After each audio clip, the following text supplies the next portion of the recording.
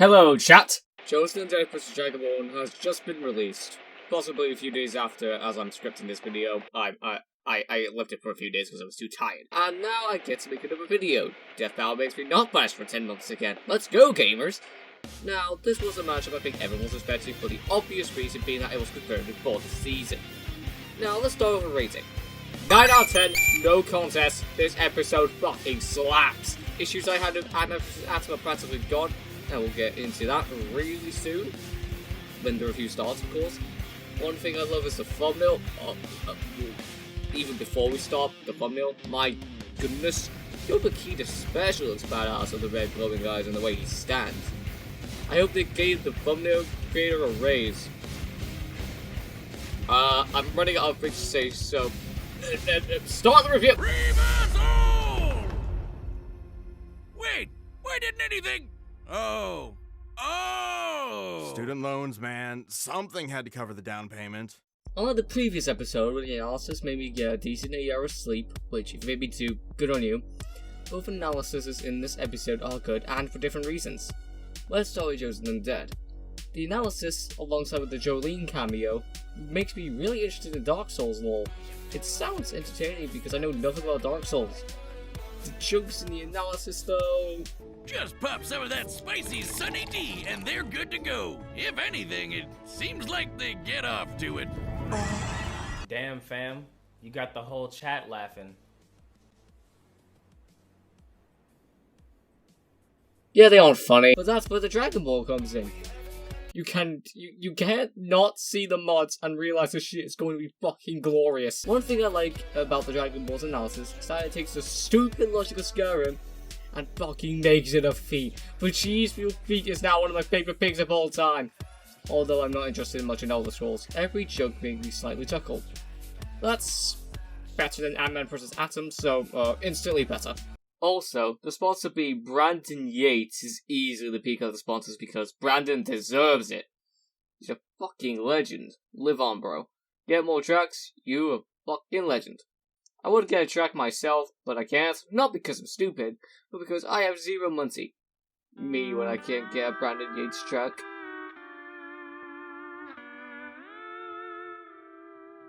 Anyway, we should get to the fight.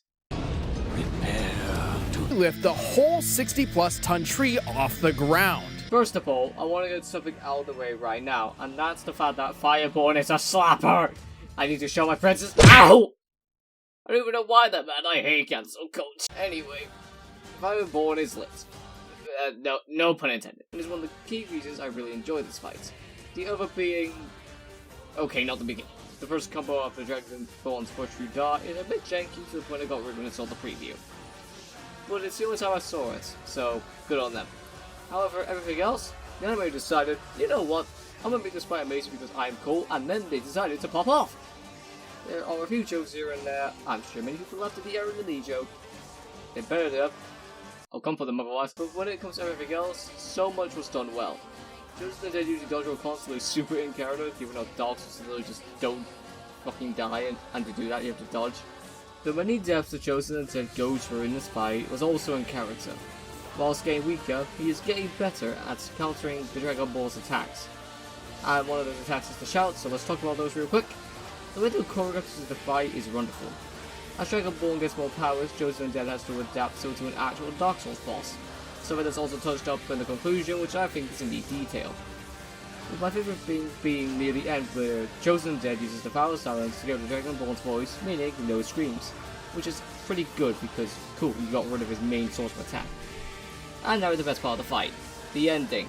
Holy shit, everything after the Thunder Clash is one of the best shots of this season, and I am confident in that. As the intensity picks up, Dragonborn and Chosen Undead use their biggest weapons they have, and fight using combos and flashy effects, until the Dopamine tries to use unreality force again, but gets cleared with the foul silence, causing them to rush in and stab Chosen Undead, which leads to the season 10 shot of this episode. Chosen Undead, who was just stabbed, is impaling himself further just to strangle Dragonborn. That is both but causing his arms and one more, and I'm all here for it. But as mentioned in the conclusion, the spell of silence does not last forever, and eventually, Dragonborn uses another shout to get the edge again, and land another kill on Chosen Undead. And where this death lacks in brutality, it is so the thematic detail. Because on first watching, I got the impression that in the end, really no one won. Sure, Dovahkiin killed the Chosen Undead, but with the darkness consuming the screen, it implies that, yeah, the world is fucked. But I don't know.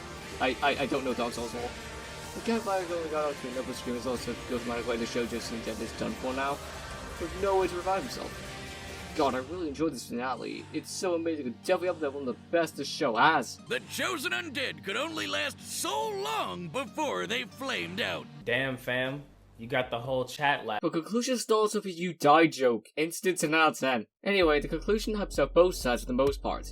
They mention how Dragonborn's anti-undead weaponry doesn't affect the Chosen Undead because he's part human, and those are naturally immortal beings and therefore not undead.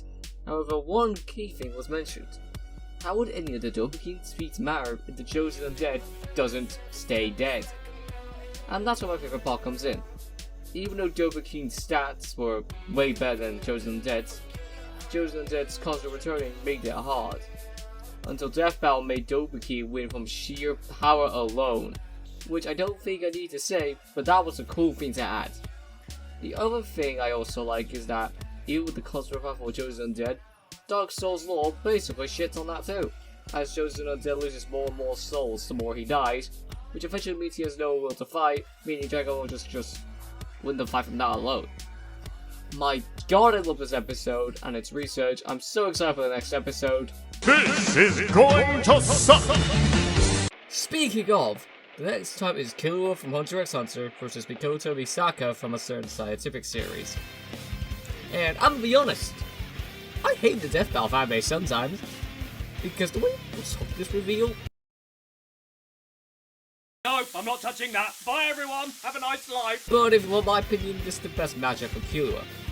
I know Kami gonna kill, and if that show does ever get back on, they better not use the blandest chick from the anime. Her weapon and backstory would be neat to see research of, nothing else. Akame is fucking boring. And who do I think wins? Is it even fair? No, because Misaka extends Killua to 3 next weeks before he can even land a hit on Misaka. This is an extremely unfair fight. That's also his fairest. Sorry Hunter x Hunter fans, your characters are mid, but I'm hyped for this matchup.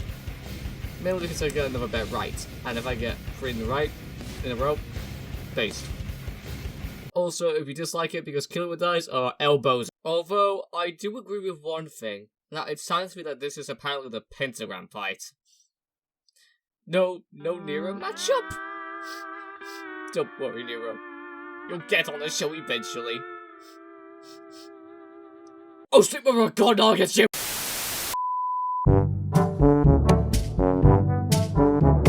Anyway, that was my opinion on the goated Chosen Undead vs Last Dragonborn. If you want to see more videos like this, then please do like Death Battle, I have no gaming content to edit. And if you want to subscribe and comment so the algorithm knows me and I become even more based. I may do reaction videos depending on but right now I'll focus on reviews and do other more based things when I get around to them. A season end review marathon will come eventually, so do something for that. However, that'll be all for me today. Goodbye and I'll see you all in 2782.